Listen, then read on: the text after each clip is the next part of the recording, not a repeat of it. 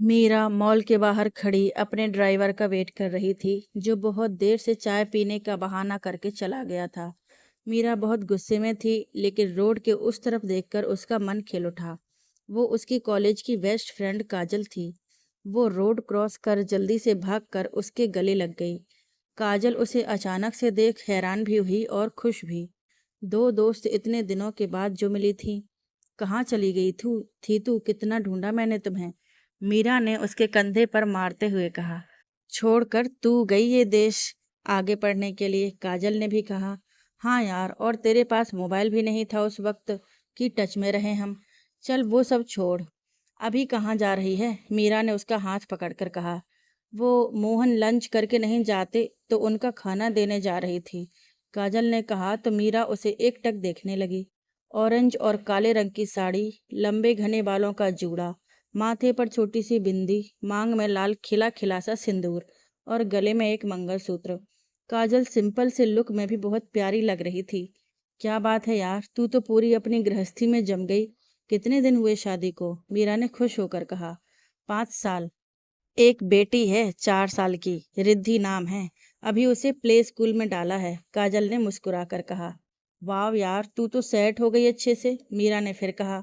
अच्छा चल, मुझे देर हो रही है, तुझसे मिलकर बहुत बहुत अच्छा लगा, बाय, काजल ने कहा। अरे अभी तो मिले हैं 6 साल बाद। चल मैं तुझे ड्रॉप करती हूँ, रास्ते में थोड़ी बातें भी हो जाएंगी। नहीं, मैं चली जाऊंगी, काजल ने थोड़ा सोचकर कहा। वो जानती थी कि मीरा बहुत अमीर है और ऐसे किसी की मदद लेना उसके स्वभाव के विपरीत था। वो रही मेरी गाड़ी, मेरा ड्राइवर भी पता नहीं कहाँ चला गया है।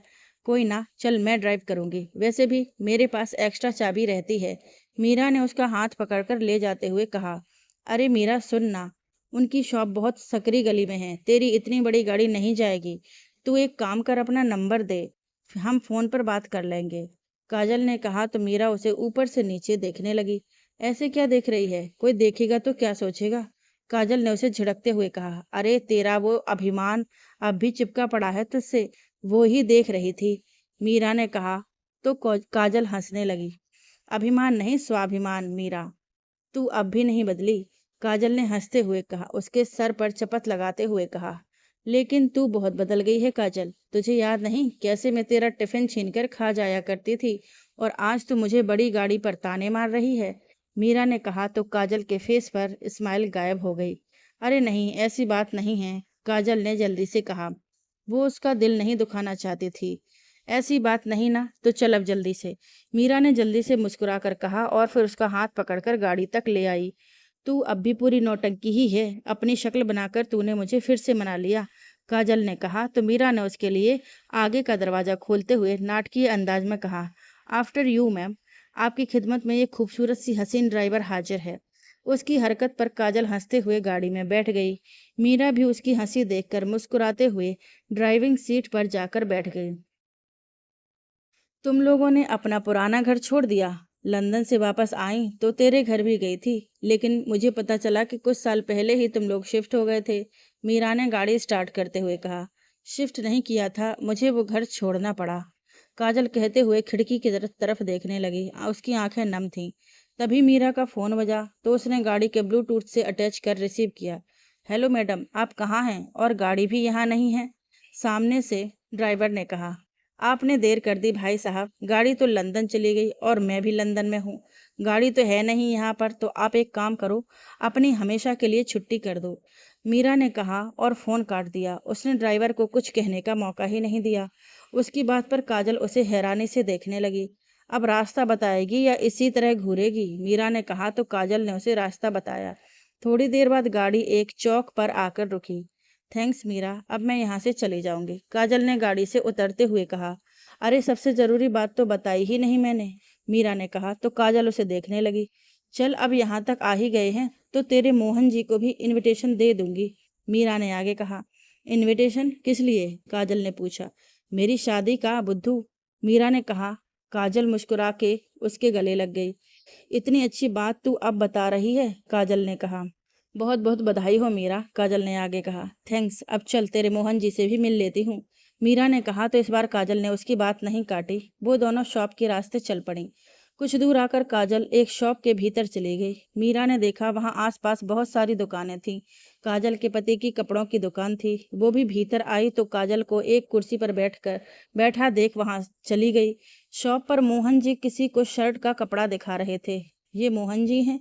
मीरा ने धीरे से काजल से पूछा तो उसने हाँ में सिर हिलाया। मोहन जी की नजर काजल से बात कर रही मीरा पर पड़ी तो मीरा दूर से हाथ जोड़कर मुस्कुरा दी। मोहन जी बदले में काजल को देखने लगे। वो मीरा को पहचान नहीं पा रहे थे। जब कस्टमर्स चले गए तो काजल ने मीरा को दिखाते हुए कहा, ये मेरी दोस्त है मीरा, हम कॉलेज में साथ थे। मोहन जी ने मीरा को हाथ जोड़कर नमस्ते किया तो वो मुस्कुरा दी। आप खाना खा लीजिए, उसके बाद मुझे रिद्धि को लाने जाना होगा। काजल उनका खाना निकालती हुई बोली तो मोहन जी शॉप के कॉर्नर पर बने वॉश बेसिन की तरफ बढ़ गए। मोहन जी काजल से बहुत समय बाद मिली। कॉलेज के वक्त हम बेस्ट फ्रेंड हुआ करते थे। मोहन जी खाने बैठे तो मीरा ने ही उनसे बात करना शुरू कर दिया। वो उसकी बात सुनकर काजल को देख मुस्कुरा दिए। मेरी शादी है 1 महीने बाद। मैं काजल को बहुत मिस कर रही थी और आज वो मुझे मिल गई। मैं चाहती हूँ कि आप और काजल मेरी शादी में ज़रूर शामिल हों। मीरा ने कहा तो मोहन जी बोले, जी ज़रूर। वैसे कहाँ है शादी? उदयपुर। डेस्टिनेशन वेडिंग था मेरा सपना और अब वो पूरा होने जा रहा है। आप दोनों आएंगे तो मुझे बहुत अच्छा लगेगा।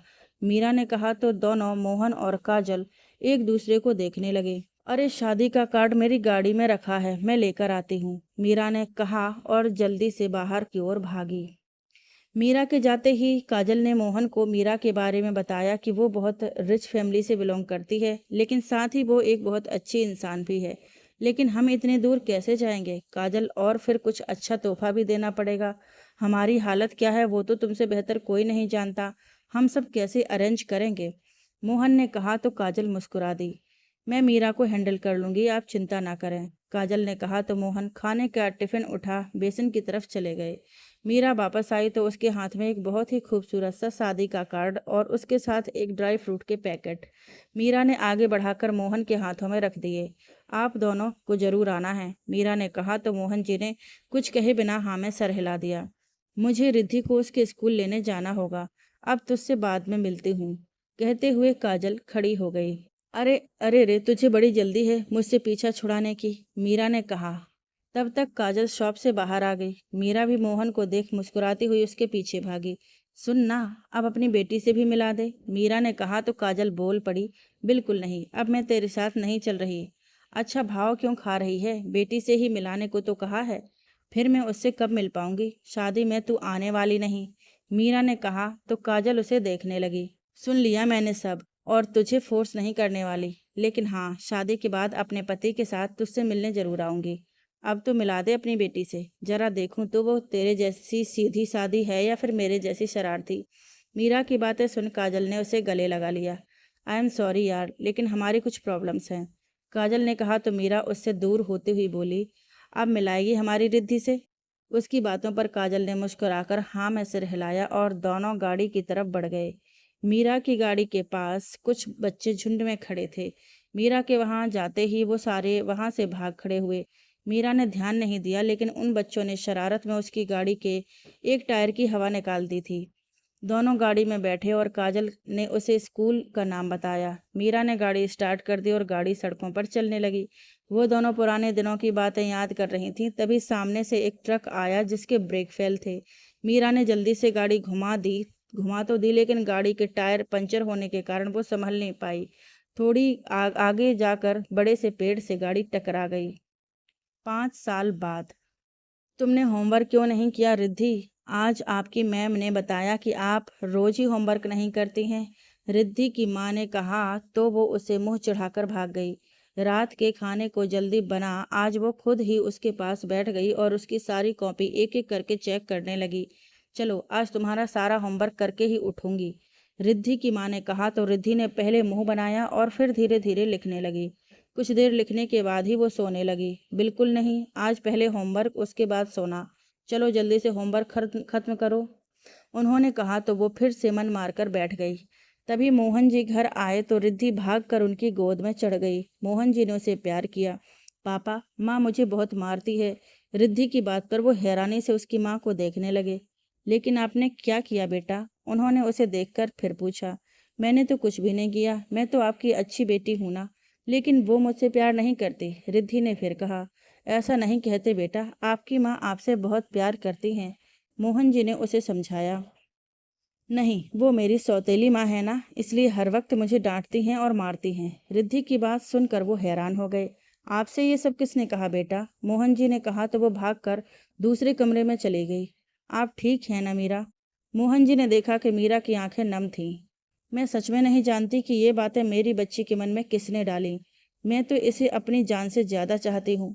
मीरा ने कहा तो मोहन जी ने कहा, जानता हूँ, कोई बात नहीं, वो बच्ची है, समझ जाएगी।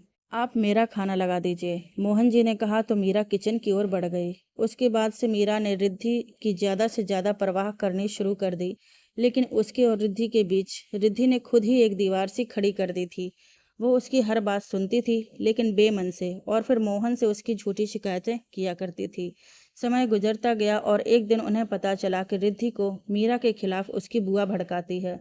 उस एक्सीडेंट में काजल मोहन को छोड़कर चली गई और उसके बाद मोहन की बहन शिप्रा ने अपनी ननद से उसकी शादी करवाने की कोशिश की थी।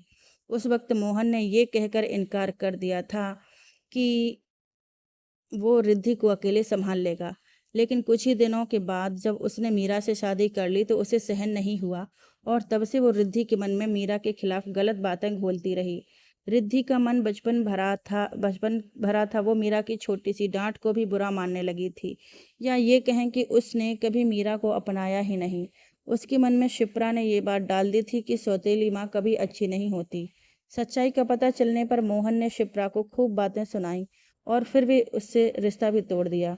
बुआ से दूर होना रिद्धि से बर्दाश्त नहीं हुआ तो उसे तो यही लगता था कि बुआ उसे बहुत चाहती हैं, और वो जाते जाते भी उसके मन में मीरा के खिलाफ ये बोल गई कि जैसे आज उसने रिद्धि को उससे दूर किया है, वैसे ही एक दिन मोहन को भी उससे अलग कर देंगी। उसका अंजाम ये हुआ कि रिद्धि अब मीरा से डर कर रहने लगी।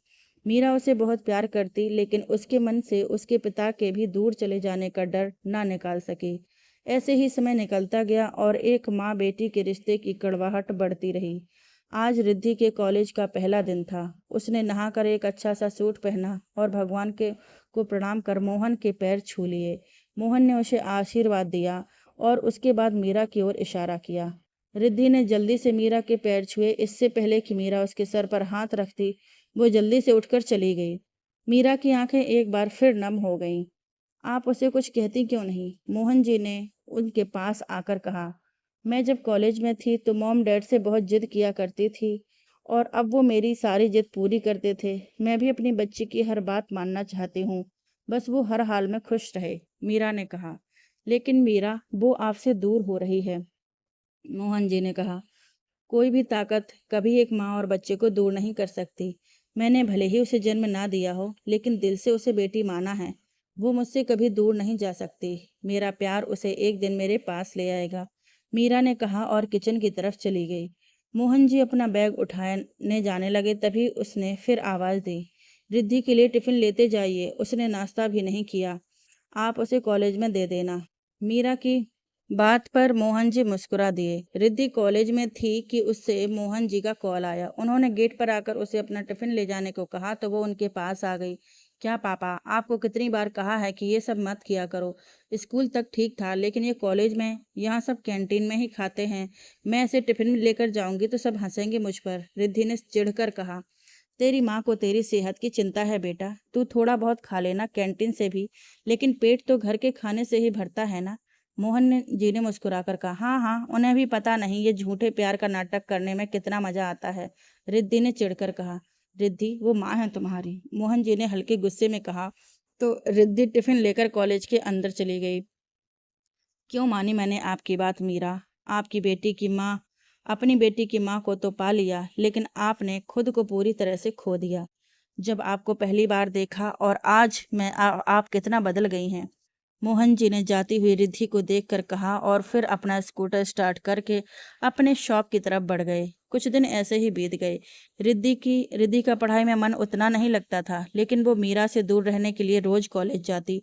एक दिन कॉलेज की कैंटीन में, अरे ये खबर पढ़ी तुमने? इस शहर के नए एसीपी हैं ये। कितनी सारी लड़कियों को इन्होंने एक गिरोह से बचाया था। टीना ने कुर्सी पर बैठते हुए सबको अखबार दिखाते हुए कहा, oh God, he is too handsome यार, ये तो किसी फिल्मी हीरो की तरह लग रहा है। रिया ने एसीपी की फोटो देखते हुए कहा, एसीपी विक्रम कुमार बने इस शहर के नए हीरो और किया एक बहुत ही बड़े खतरनाक गिरोह का पर्दाफाश। रिद्धि ने भी अखबार की हेडलाइंस पढ़ी। कैंटीन से निकल वो सब अपने अपने क्लास की तरफ बढ़ गए, लेकिन रिद्धि के मन में विक्रम की छवि बस गई।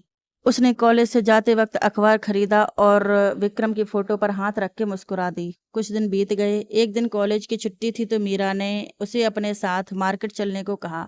उसे घर का कुछ सामान खरीदना था, वो अकेले नहीं कर पाती। ऐसा नहीं था, उसे तो अपने रिद्धि के साथ थोड़ा समय बिताना था। रिद्धि ने पहले तो मना कर दिया था, फिर मोहन जी के कहने पर वो उनके साथ चली गई।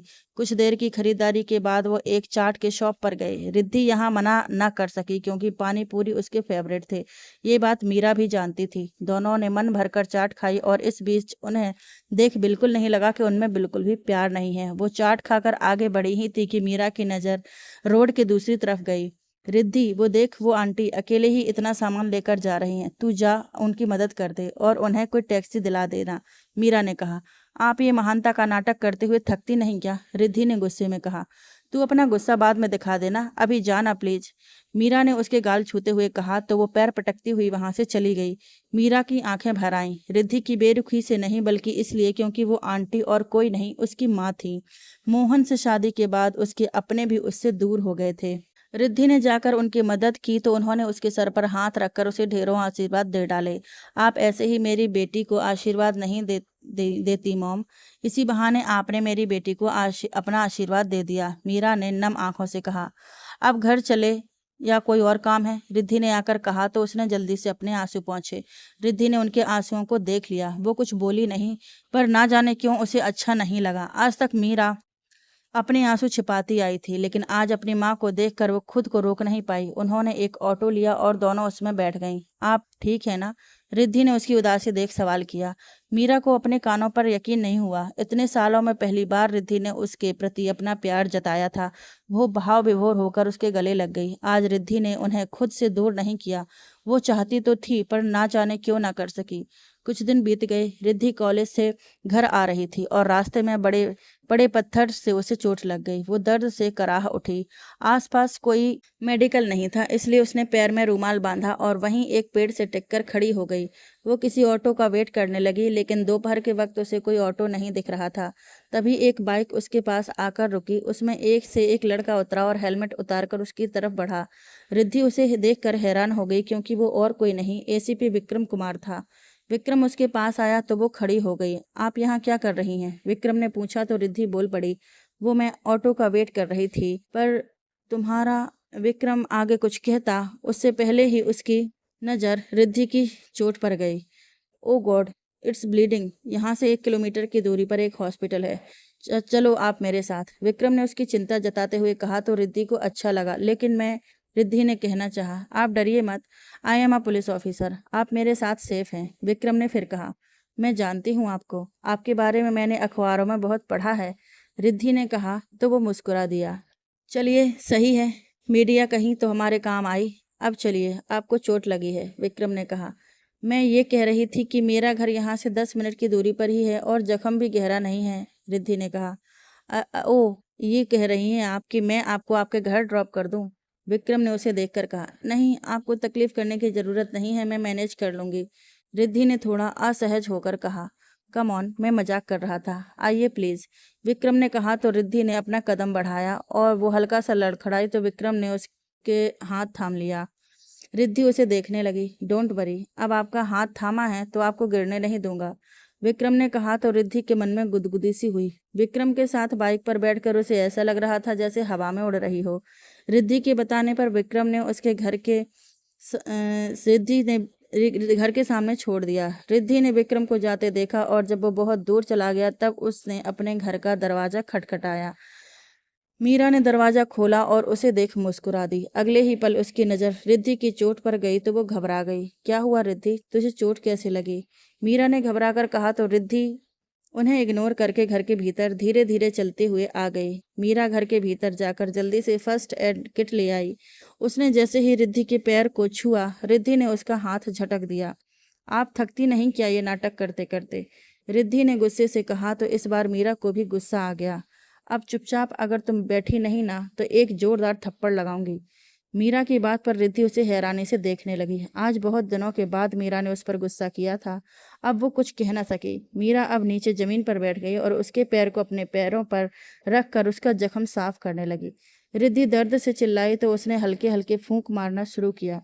रिद्धि उसे देखने लगी। मीरा ने बहुत ध्यान से उसकी चोट पर दवाई लगा दी।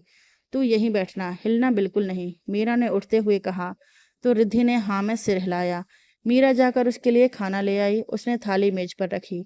मैं हाथ धोकर आती हूँ, रिद्धि ने कहा और वो खड़ी होती उससे पहले ही मीरा ने एक निवाला उसकी तरफ बढ़ा दिया। रिद्धि उसे एकटक देखने लगी। अभी उठोगी तो दर्द होगा, आज मेरे हाथों से खा लो, मीरा ने कहा तो रिद्धि बिना कुछ बोले खाने लगी। सच तो ये था कि उसे सच में बहुत दर्द हो रहा था। इस वक्त उसे अपनी माँ के प्यार की और उसके डांट की, दोनों की जरूरत थी। रिद्धि के कुछ न कहने पर मीरा बहुत खुश हुई। आप क्यों कर रही हैं ये सब?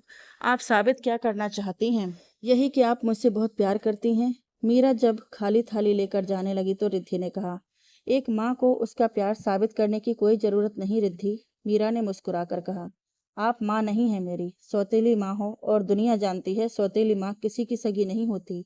और वो औरत तो मेरी अपनी हो ही नहीं सकती जिसने मेरी माँ को मार डाला हो। रिद्धि ने जैसे ही कहा, मीरा की आंखें भर आईं। रिद्धि, रिद्धि, मोहन जी उसी वक्त किसी काम से घर आए थे और रिद्धि की बात सुनकर वो चिल्लाए, तुम क्या जानती हो मीरा के बारे में और उस एक्सीडेंट के बारे में? तुमने अपनी माँ ही नहीं, मैंने अपनी पत्नी भी खोई थी। मोहन जी ने गुस्से में कहा, हाँ तो आपकी मिल गई ना आपको दूसरी पत्नी, लेकिन माफ कीजिएगा पापा, मुझे माँ ना मिल सकी। रिद्धि ने भी खड़े होकर गुस्से में कहा। रिद्धि, मोहन जी का हाथ उठ गया रिद्धि पर। रिद्धि ने अपने गाल पर हाथ रखकर रोते हुए कहा, बुआ जी ने सच ही कहा था, आपने आखिर मेरे पापा को मुझसे दूर कर ही दिया। आप कभी मेरी माँ नहीं बन सकती। रिद्धि अब रोते हुए अपने कमरे में चली गई। ये आपने क्या कर दिया? मीरा ने कहा। उसे सच जानना होगा मीरा, वो इस तरह हर बार तुम्हें बेइज्जत नहीं कर सकती। मोहन जी ने उसे देखकर कहा, वो बच्ची है और चोट भी लगी थी उसे, उस पर आपने हाथ उठा दिया। मीरा ने कहा, तुम्हें दर्द नहीं होता मीरा? आज मोहन जी ने अपने दिल में चल रहे सवालों को कह ही दिया। होता तो है, लेकिन रिद्धि भी गलत नहीं है। मैंने उसकी माँ को उससे दूर कर दिया। मीरा ने कहा, काजल के जाने का दुख मुझे भी है। आज तक मैं उसकी जगह तुम्हें नहीं दे पाया, लेकिन तुमने जो प्यार मीरा को दिया वो शायद तुमने जो प्यार रिद्धि को दिया वो शायद उसकी असली माँ ही दे सकती थी। जो त्याग किया तुमने उसके लिए। मोहन जी आगे कहते उसके पहले ही मीरा ने उनकी बात काटी। मैंने कोई त्याग नहीं किया है मोहन जी, मैंने सिर्फ अपने कर्मों का पश्चाताप किया है और मैं अपनी जिंदगी में खुश हूँ। कैसी जिंदगी? ये तो सजा है तुम्हारे लिए। सब पर अपना प्यार बरसाने वाले की जिंदगी में प्यार तो जैसे बचा ही नहीं। मोहन जी ने कहा तो मीरा बोल पड़ी, किसने कहा कि प्यार नहीं है? मैं अपनी रिद्धि से बहुत सारा प्यार करती हूँ और वो भी मुझसे उतना ही प्यार करती है, बस थोड़ी सी नाराज है। लेकिन आप देखना, जिस दिन उसकी नाराजगी खत्म होगी वो भागती हुई मेरे गले आकर लग जाएगी। फिर आपने भी मुझे हमेशा मान दिया है, मुझे और कुछ भी नहीं चाहिए। मीरा की बात सुनकर मोहन जी अपने कमरे में चले गए। वो रिद्धि को समझा नहीं पा रहे थे और मीरा की बातें उन्हें और उलझा रही थीं। जब वो एक्सीडेंट हुआ था तो उन्हें हॉस्पिटल से कॉल आया। वो भागते हुए गए थे तो उन्हें स्थिति का पता चला। वहां के स्थानीय लोगों ने बताया कि एक्सीडेंट में गलती से उस ट्रक वाले की थी। काजल की हालत जहां बहुत खराब थी वहीं मीरा भी बेहोश थी। उसके घर वाले आए तो उन्होंने मीरा को एक अच्छे हॉस्पिटल में शिफ्ट कर दिया। 2 दिन बाद काजल की मौत ने उन्हें बड़ा सा झटका दिया।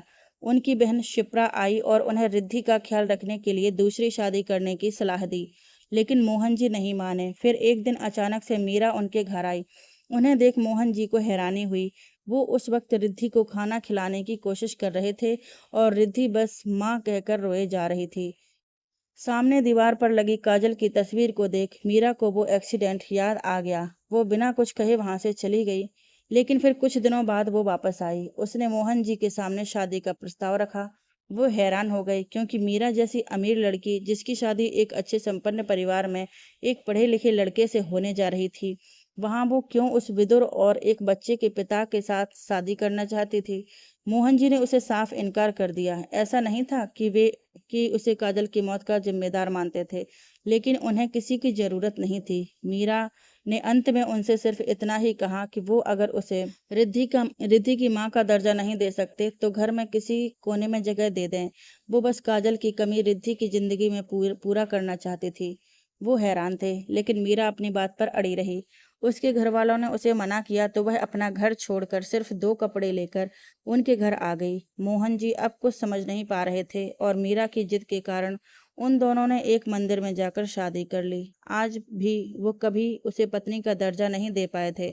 बस इस बात की उन्हें ग्लानि थी। उस पर आज जब रिद्धि ने मीरा को काजल की मौत का जिम्मेदार बताया और उन पर ही इल्जाम लगाए तो उनका हाथ उठ गया। मीरा के आने से वो रिद्धि की जिम्मेदारियों से पूरी तरह मुक्त हो गए थे। इतने बड़े घर की मीरा ने आज तक उनसे कोई शिकायत नहीं की। गाड़ियों में घूमने वाली मीरा अब बसों और ऑटो में सफर करने लगी थी।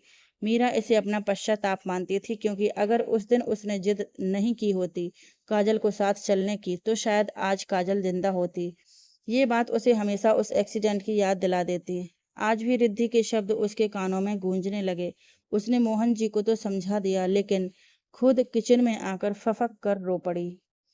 अगली सुबह रिद्धि बिना किसी से कुछ कहे अपने कॉलेज के लिए निकल गई। मीरा ने फिर मोहन जी के हाथों उसका टिफिन भेजा और साथ ही उससे बात करने को भी कहा।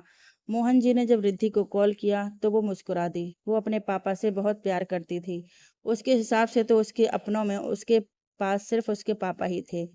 कल उसने भी कुछ ज्यादा ही बोल दिया था। उसने सोचा कि वो उनसे माफी मांग लेगी। रिद्धि, ये तुम्हारा टिफिन है बेटा। मोहन जी ने उसकी तरफ टिफिन बढ़ाते हुए कहा तो उसने चुपचाप ले लिया। बेटा, कल के लिए सॉरी। हमें तुम्हें थप्पड़ नहीं मारने चाहिए था, मोहन जी ने कहा तो रिद्धि उनके गले लगकर रोने लगी। आई एम ऑल्सो सॉरी पापा, रिद्धि ने रोते हुए कहा तो मोहन जी उसका सिर सहलाते हुए मुस्कुरा दिए। रिद्धि को अब कुछ ठीक महसूस हो रहा था। कुछ दिन बीत गए। मीरा और रिद्धि के बीच अब भी सब कुछ वैसा ही था। एक दिन सुबह के समय मीरा किचन में नाश्ता बनाने के बाद बाथरूम में गई। मीरा, नाश्ता लगा दीजिए, एक जरूरी क्लाइंट आने वाले हैं आज शॉप पर, मोहन जी ने टेबल पर बैठते हुए कहा। मीरा हड़बड़ाकर बाहर आने को हुई तो उसका पैर फिसला। एक जोर की आवाज हुई और मोहन जी उस तरफ भागे। मीरा के पैर में प्लास्टर चढ़ चुका था। मोहन जी उसे आनन फानन में नजदीक के क्लिनिक लेकर गए थे। दोनों वापस आए तभी रिद्धि कॉलेज से वापस आई। वो मीरा को इस हालत में देख बहुत परेशान हुई, लेकिन बिना कुछ कहे अपने कमरे में चली गई। मोहन जी उससे कुछ कहने के लिए उठे तो मीरा ने मना कर दिया।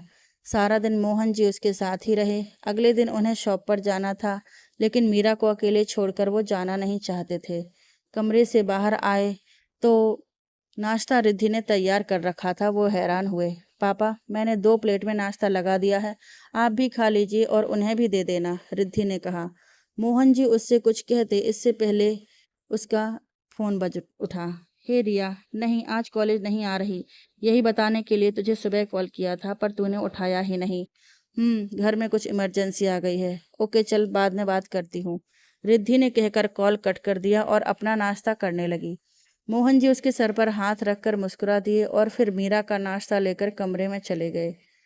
मोहन जी के जाने के बाद रिद्धि ने मीरा का ख्याल रखा, लेकिन बातचीत बस जरूरत भर की। 15 दिन तक लगातार रिद्धि ने कॉलेज ना जाकर मीरा की सेवा की।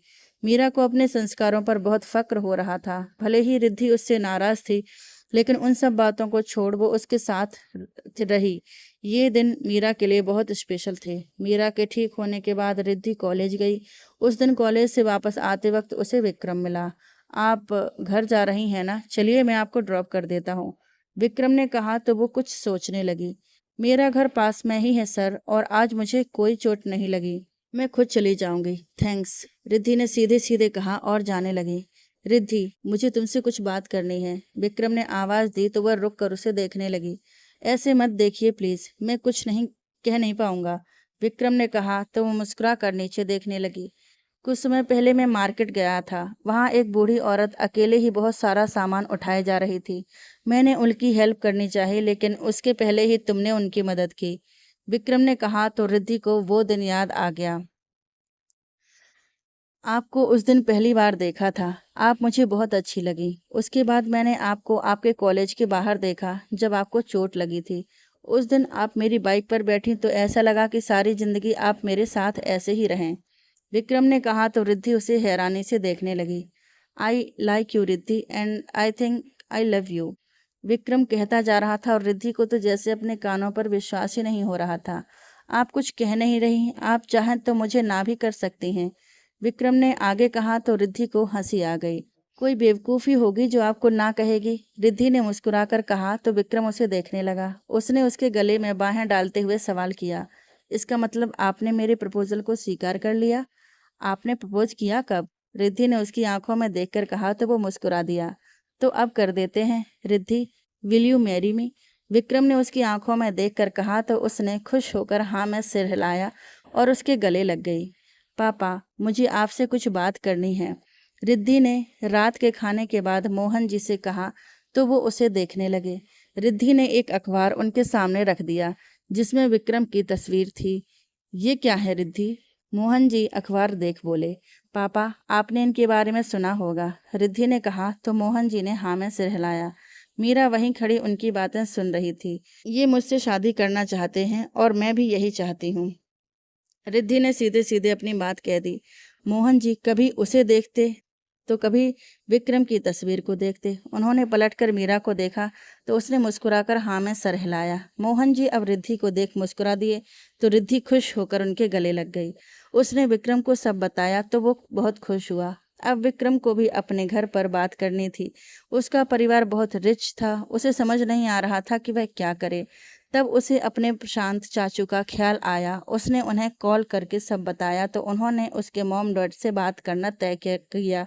विक्रम के मॉम डैड को जब पता चला तो उन्होंने साफ इनकार कर दिया, लेकिन प्रशांत के समझाने पर उन्होंने ये कह दिया कि पहले प्रशांत रिद्धि और उसके माँ पापा से मिले और फिर अगर वो उन्हें ठीक लगे तो ही आगे रिश्ता बढ़ाएंगे। विक्रम तो बहुत खुश हुआ क्योंकि प्रशांत उसका चाचू कम फ्रेंड ज़्यादा था। प्रशांत पर इस वक्त बहुत बड़ी जिम्मेदारी थी। ना तो वह विक्रम को दुखी कर सकता था और ना ही अपने भैया भाभी को निराश कर सकता था। दिन तय हुआ जब वो रिद्धि और उसके माँ पापा से मिलने जाने वाला था। रिद्धि ने पहले ही मोहन से कह दिया कि मीरा उनसे ना मिले और इसके लिए मोहन जी ने उसे समझाने की कोशिश की, लेकिन मीरा मान गई। वो रिद्धि को निराश नहीं करना चाहती थी। वो उस वक्त घर पर सारी तैयारी करके पड़ोसी के घर में चली गई। प्रशांत जी आए तो मोहन जी ने उनका बहुत स्वागत किया। रिद्धि उनके लिए पानी लेकर आई और वे कुछ बातें करते रहे। रिद्धि तो प्रशांत को पसंद आ गई थी, लेकिन उनका स्टेटस रिद्धि के परिवार के आगे बहुत ऊंचा था। वो समझ नहीं पा रहे थे कि क्या करें। तभी उनकी नज़र सामने एक तस्वीर पर पड़ी। ये उस वक्त की तस्वीर थी जब मोहन ने मीरा से शादी की थी और मंदिर में ली हुई उनकी तस्वीर को उन्होंने यहाँ लगाया था। इसके अलावा मीरा की उस घर में और कोई तस्वीर नहीं थी, इसलिए ये तस्वीर मोहन ने कभी नहीं हटाई। ये तस्वीर, प्रशांत जी के कहने पर मोहन जी ने रिद्धि को देखा और फिर उनकी ओर मुखातिब होकर बोले, ये मेरी पत्नी और रिद्धि की माँ है, मीरा। मीरा, प्रशांत जी ने दोहराया। प्रशांत जी मीरा की तस्वीर देख हैरान थे। वो यहाँ क्यों नहीं है? आपने कहा कि रिद्धि की माँ है वो, फिर वो तो घर में ही होगी ना?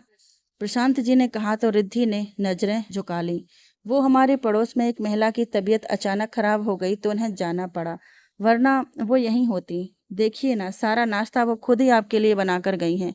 प्लीज बैठिए, कुछ खाइए।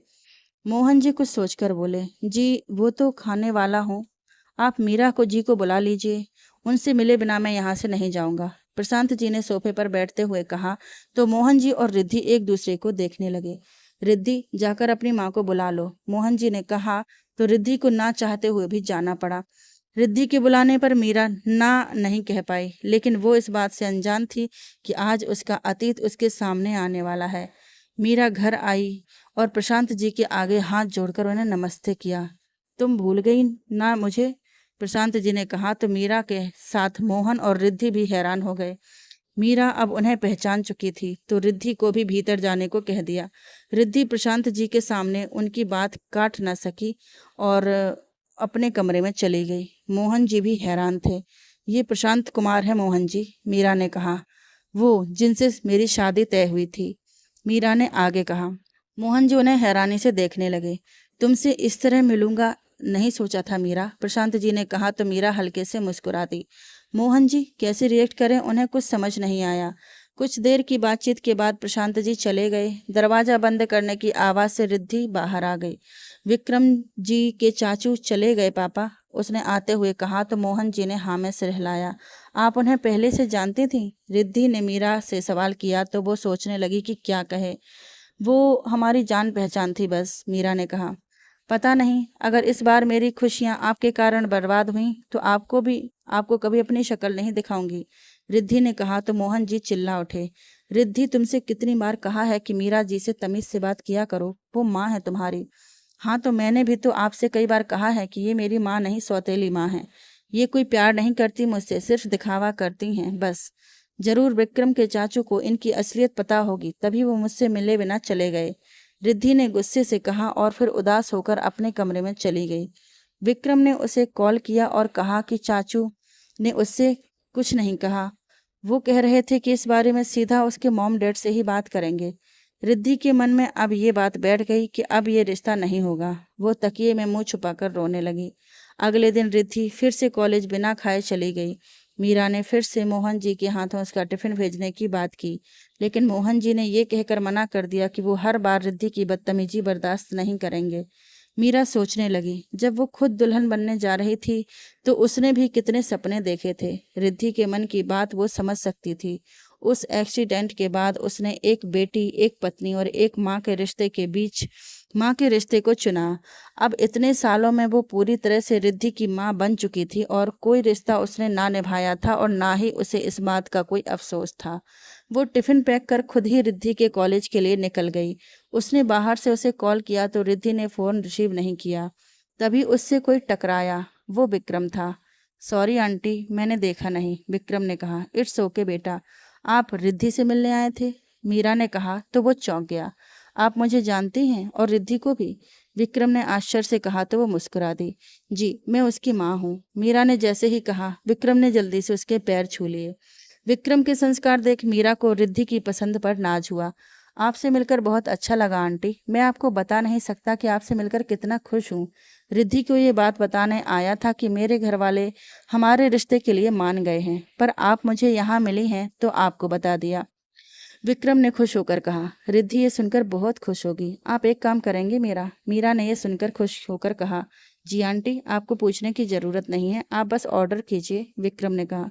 आज रिद्धि ने नाश्ता नहीं किया, आप ये टिफिन उसे दे देंगे, मीरा ने उसे टिफिन देते हुए कहा, क्योंकि वो जानती थी कि रिद्धि उनसे टिफिन नहीं लेगी, पर विक्रम को मना नहीं कर पाएगी। आप खुद दे दीजिए ना, चलिए मेरे साथ, विक्रम ने उनका हाथ पकड़कर कहा। बेटा जी, ये वक्त आप दोनों के लिए है, मैं तो पहले मंदिर और फिर शॉप पर जाऊंगी, रिद्धि के पापा ये खुशखबरी सुनेंगे तो बहुत खुश होंगे, मीरा ने खुश होकर कहा तो विक्रम मुस्कुरा दिया। विक्रम ने जब रिद्धि को ये बात बताई तो वो खुशी के मारे उसके गले ही लग गई। ये क्या है तुम्हारे हाथ में? रिद्धि को उसके हाथ में टिफिन देख हैरानी हुई। विक्रम ने उसे बताया कि वो मीरा से मिला और उसे भी ये बात बता दी। रिद्धि को ये बात अजीब लगी कि आज मीरा खुद क्यों टिफिन लेकर आई। रात के खाने के बाद जब रिद्धि अपने कमरे में जाने लगी तो मोहन जी भी उसके पीछे आए। आज तुम्हारी माँ ने बताया कि मैं विक्रम के घर वाले कि तुम्हारी शादी के लिए मान गए हैं। कुछ ही दिनों में तुम इस घर से विदा होकर चली जाओगी। रिद्धि, तो कोशिश करना कि जाते वक्त कुछ अच्छी यादें संजो लेना। वो तुम्हारी माँ है रिद्धि, इस बात को तुम नहीं मानो तो भी ये सच नहीं बदलेगा। तुम नहीं जानती कि अपनी बुआ की बातों में आकर तुमने मीरा को कितना निराश किया है। वो कभी कुछ कहती नहीं क्योंकि वो तुमसे प्यार करती हैं। उसे ऐसा लगता है कि तुम उससे नाराज हो, लेकिन फिर भी उससे प्यार करती हो। तुम अपने अंदर की इस बेवजह नफरत को कब खत्म करोगी? मीरा ने सिर्फ तुम्हारी खुशी चाही है बेटा, ये बात तुम कब समझोगी? मोहन जी कह रहे थे और रिद्धि उनकी बात चुपचाप सुन रही थी। अब सो जाओ, रात बहुत हो गई है, कल विक्रम के पापा से बात कर तेरी शादी की तारीख पक्की करता हूँ। मोहन जी ने उसे चुप देख और कुछ कहना सही नहीं समझा। मैं सिर्फ इतना जानती हूँ पापा कि इस औरत ने मेरी माँ को मुझसे दूर कर दिया, रिद्धि ने कहा तो वो जाते जाते रुक गए। वे उसके पास आकर बोले, वो एक एक्सीडेंट था बेटा और मीरा की उसमें गलती नहीं थी। तो फिर वो उस एक्सीडेंट में क्यों नहीं चली गई? रिद्धि ने गुस्से से कह दिया। काश तुम समझ पाती उसे। कहते हैं कि एक माँ का दर्द सिर्फ उसकी बेटी ही समझ सकती है, लेकिन तुम तो उसकी बेटी हो ही नहीं। एक बेटी अपनी माँ की परछाई होती है, लेकिन मुझे ये कहते हुए बहुत दुख हो रहा है कि तुम उनके पैरों की धूल के समान भी नहीं हो। मोहन जी कहकर कमरे में चले गए और रिद्धि को उसके सवालों के साथ छोड़ गए। उसकी बुआ ने उसे बचपन में यही बताया था कि मीरा ने उसकी माँ को उस इससे इसलिए दूर किया है क्योंकि वो उसकी जगह लेना चाहती थी। रिद्धि तो बड़ी हो गई, लेकिन ये बात उसके मन में किसी कोने में अब भी दफन थी। कभी कभी उसे मीरा के प्यार पर यकीन होता था, लेकिन जब दीवार पर अपनी माँ की तस्वीर पर माला चढ़ा देखती थी तो फिर से उसे मीरा से नफरत हो जाती। विक्रम और रिद्धि की शादी की बात करने के लिए विक्रम के पापा त्रिलोक कुमार जी और माँ कामिनी जी रिद्धि के घर आए। वो दोनों ही मीरा, मोहन और रिद्धि तीनों से मिले। मीरा के साथ उनका व्यवहार रिद्धि को कुछ अलग लगा। वो मीरा से इतने प्यार से बात कर रहे थे जैसे वो उनके परिवार का हिस्सा हो। दोपहर का खाना सबने साथ खाया। खाने के बाद मीरा सब प्लेट्स उठाकर किचन की तरफ बढ़ी तो कामिनी जी भी उसके पीछे चली गई। रिद्धि को कुछ समझ नहीं आ रहा था, इतने बड़े घराने के लोग मीरा को कैसे जानते हैं। वो तो अब तक उसे एक मामूली औरत ही मानती थी। किचन के दरवाजे पर ही उसके कदम रुक गए। मीरा, सच कहूं तो 18 साल पहले तुमने जो फैसला किया, मैं उससे बहुत नाराज थी। ऐसे कैसे तुम एक पढ़े लिखे संपन्न घर के लड़के से अपनी शादी तोड़ सकती हो, जबकि ये शादी तुम्हारी मर्जी से हो रही थी। और कैसे तुमने अपने परिवार, घर और करोड़ों की जायदाद को ठोकर मारकर एक सामान्य से दुकानदार से शादी कर ली, वो भी जो एक बच्ची का पिता था। प्रशांत ने हमें समझाया था उस वक्त कि ये फैसला तुमने अपने लिए या मोहन जी के लिए नहीं लिया, बल्कि उस छोटी सी 4 साल की बच्ची के लिए किया है जो अपनी माँ के लिए तरस रही थी। कामनी जी की ये बातें सुनकर रिद्धि के पैर जम से गए। वो कुछ समझ नहीं पा रही थी।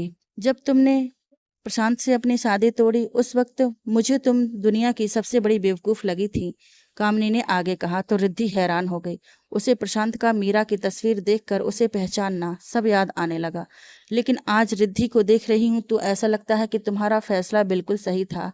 तुमने सिर्फ रिद्धि को अपनाया ही नहीं, बल्कि उसकी माँ उसे वापस की। मुझे पूरा यकीन है कि तुम्हारे दिए संस्कार रिद्धि में होंगे और वो हमारे घर को भी खुशियों से भर देगी, कामनी जी ने आगे कहा तो रिद्धि की आंखें छलक गईं। वो मीरा को देखती रही, जो अब भी मुस्कुराते हुए कामनी जी की बातें सुनते सबके लिए छाछ बना रही थी। उसे खुद पर शर्मिंदगी सी होने लगी। वो भागकर छत पर चली गई और वहां जाकर जोर जोर से रोने लगी। कुछ देर बाद मीरा उसे ढूंढते हुए छत पर आई। रिद्धि, वो लोग जा रहे हैं, जाने से पहले तुझसे मिलना चाहते थे, मीरा ने आते हुए कहा। ये क्या, तू रो रही है? किसी ने कुछ कहा? विक्रम से लड़ाई हुई क्या? मीरा ने कहा तो रिद्धि उसे गले लगाने के लिए आगे बढ़ी। तभी मोहन जी की आवाज नीचे से आई। अब चल, बाद में बात करते हैं, वो लोग चले जाएंगे। कहते हुए मीरा ने उसका हाथ पकड़ा और उसे लेकर नीचे जाने लगी। रिद्धि की आंखों के आगे वो पल आने लगा जब वो छोटी थी और इसी तरह मीरा उसे स्कूल छोड़ने जाया करती थी। उसे खिलाती थी, उसे खूब प्यार करती थी, रातों को लोरी सुनाती और जब उसे नींद नहीं आती तो उसे कहानियां सुनाती। वो अपने बचपन में ऐसे खोई कि कब वो लोग चले गए उसे पता ही नहीं चला। मीरा भी किचन साफ करने में लग गई। रिद्धि को सब याद आने लगा कि कैसे उसकी बुआ ने उसे मीरा के खिलाफ भड़काया और वो बेवकूफ उसके प्यार को समझ ही नहीं सकी। उसके बाद मीरा का प्यार भी उसे धोखा लगता। अपनी माँ की मौत का जिम्मेदार वो उसे मानने लगी थी।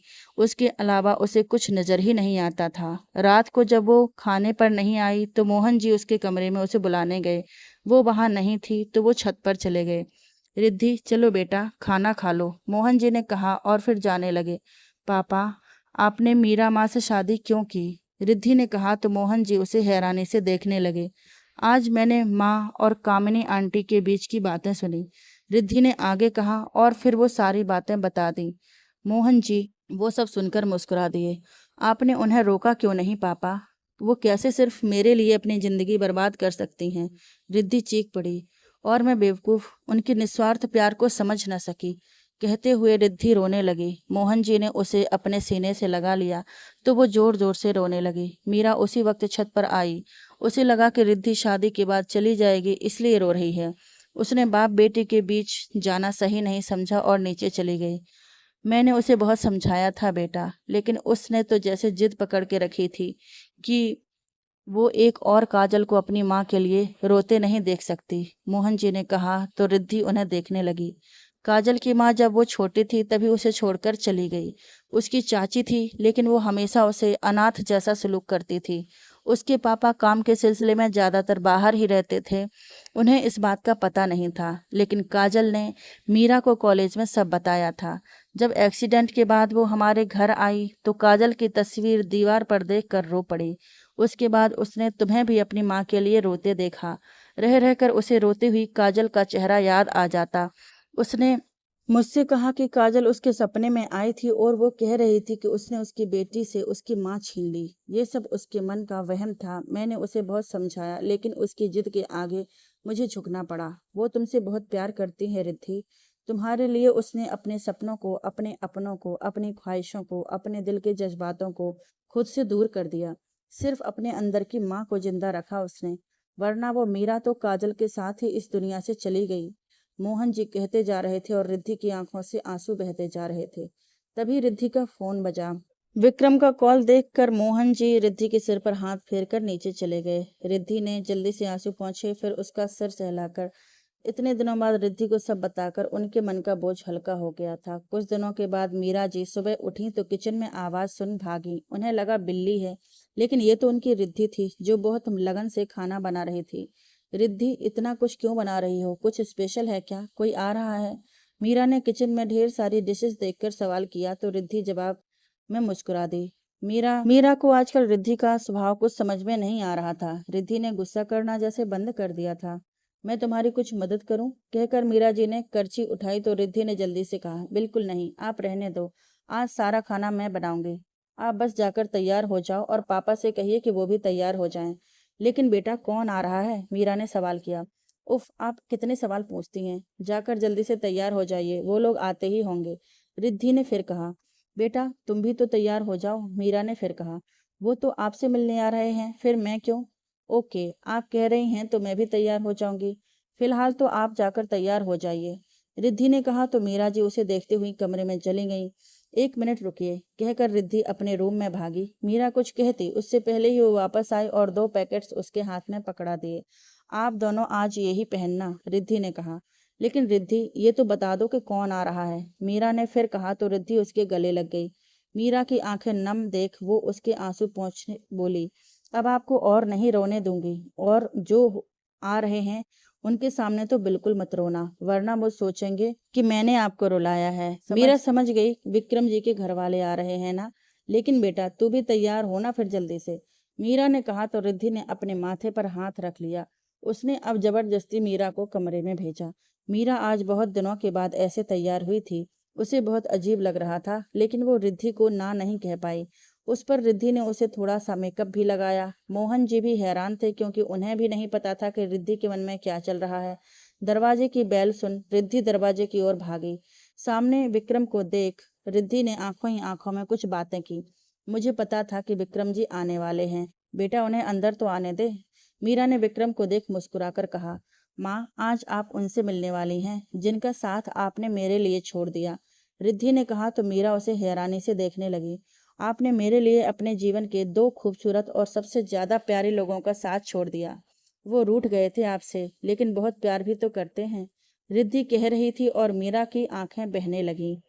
तब रिद्धि और विक्रम दरवाजे से हट गए। सामने मीरा के माता पिता खड़े थे। उनकी आंखें भी नम थीं। मीरा उन्हें देख खुद पर काबू न कर सकी और दौड़कर उनके गले लग गई। वो दोनों भी इतने दिनों के बाद अपनी बेटी से मिलकर अपना सारा गुस्सा भूल चुके थे। मीरा, उन्हें अंदर तो आने दीजिए, आप कब तक रोती रहेंगी? आखिर में मोहन जी ने कहा तो मीरा थोड़ी शांत हुई। मीरा अपने मॉम डैड का हाथ पकड़कर उन्हें भीतर लाती है और फिर उन्हें सोफे पर बैठने को कहती है। फिर वो जाकर रिद्धि को कसकर गले लगा लेती है। थैंक यू सो मच बच्चा, आज आपने मुझे जिंदगी की सबसे बड़ी खुशी दी है, मीरा ने कहते हुए उसका माथा चूम लिया तो रिद्धि बोल पड़ी, अभी तो दूसरा सरप्राइज बाकी है, तब तो आप खुशी से नाचने ही लगोगे। दूसरा सरप्राइज? मीरा ने हैरानी से कहा तो रिद्धि ने उनके हाथ में एक शादी का कार्ड रख दिया। ये बिल्कुल वैसा ही कार्ड था जैसा मीरा ने 18 साल पहले अपनी शादी के लिए बनवाया था। वो जल्दी से उस कार्ड को खोल कर पढ़ने लगी। उसकी आंखें हैरानी से बड़ी हो गईं। ये क्या मजाक है रिद्धि, मीरा ने कहा तो मोहन जी ने वो कार्ड अपने हाथों में लिया। वो भी उतना ही हैरान हुए उस कार्ड को देखकर। आपकी शादी का कार्ड है, और क्या, आप जैसा चाहती थी बिल्कुल वैसा ही होगा सब कुछ, रिद्धि ने कहा तो मीरा और मोहन एक दूसरे को देखने लगे। मीरू, तरस गए थे हम तुझे देखने के लिए। 2 दिन पहले रिद्धि हमसे मिली तो ऐसा लगा कि तू हमारे सामने खड़ी है। तूने जो किया वो तेरी माँ होने के नाते हमें गलत लगा था, लेकिन जब रिद्धि ने बताया कि वो तेरी शादी करवाना चाहती है फिर से, तो हमें लगा जैसे तू बिल्कुल सही थी।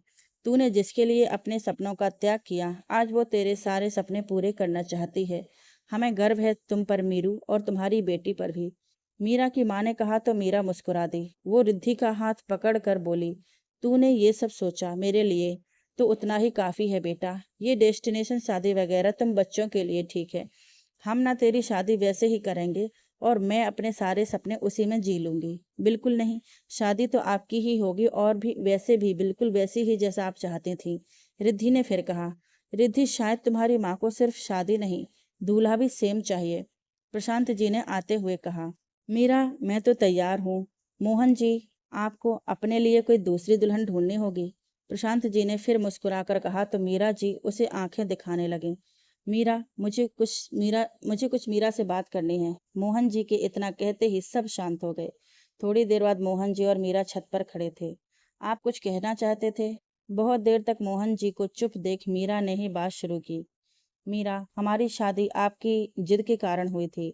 मैं आज तक आपको पत्नी का मान सम्मान भी नहीं दे पाया, लेकिन सिर्फ इसलिए कि मैंने कभी खुद को आपके काबिल नहीं समझा। कहाँ मैं एक विदुर, एक बच्ची का पिता और एक साधारण सा दुकानदार, और आप महलों की राजकुमारी। आपको हर सुविधा देने की मैंने कोशिश की, लेकिन ये भी जानता हूँ कि मैं पूरी तरह से कामयाब नहीं हो पाया। आपने अपना हर फर्ज पूरी ईमानदारी से निभाया है। आज ये सब इस तरह से हो रहा है, और हमारे पास एक दूसरा मौका है हमारी जिंदगी शुरू करने का। तो मैं आपसे पूछना चाहता हूँ कि क्या आप ये शादी करना चाहती हैं? क्या आप अपनी मर्जी से मुझसे शादी करना चाहती हैं? मोहन जी की बातें सुनकर मीरा मुस्कुरा दी। तो क्या आप मुझे प्रपोज कर रहे हैं? मीरा ने मुस्कुराकर कहा तो उन्होंने भी हंसते हुए हाँ में सिर हिलाया और मीरा को देखने लगे। वो उसके जवाब का इंतजार कर रहे थे। मोहन जी, जैसा कि आप जानते हैं कि हमने शादी का फैसला सिर्फ रिद्धि के लिए किया था।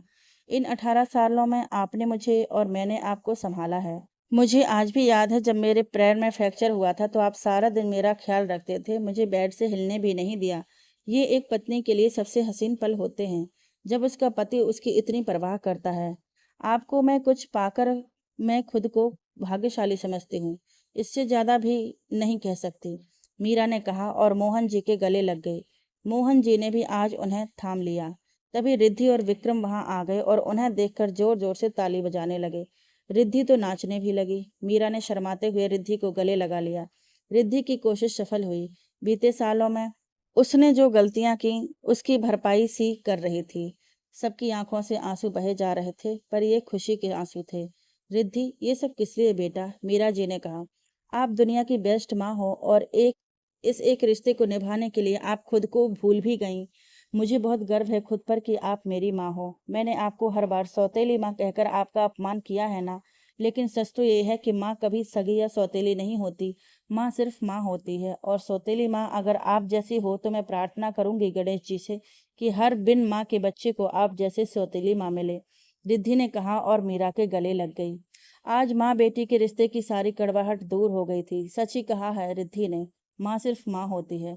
कभी हमारे माँ पापा भी हमें डांटते हैं, कभी मारते हैं, ये तो उनका अधिकार होता है, लेकिन लोगों का माइंड सेट होता है।